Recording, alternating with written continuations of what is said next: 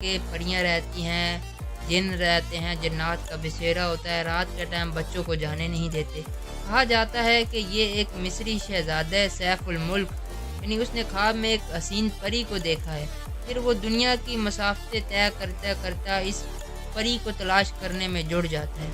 आखिरकार ये झील वो जगह साबित हो जाती है जहाँ पर वो परी मौजूद होती है।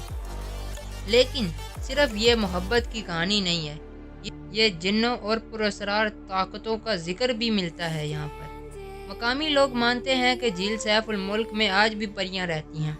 रात के वक्त झील के किनारे बैठना खतरनाक समझा जाता है, क्योंकि कहा जाता है उस वक्त जिन्नात और पुरअसरार मखलूक़ात यहाँ सरगर्म होती हैं। कुछ लोगों का दावा है उन्होंने रोशनियों को पानी के ऊपर तैरते देखा है।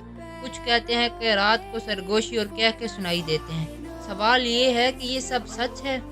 साइंस कहती है कि बुलंद पहाड़ों में हवा और पानी की लहरें अजीब आवाज़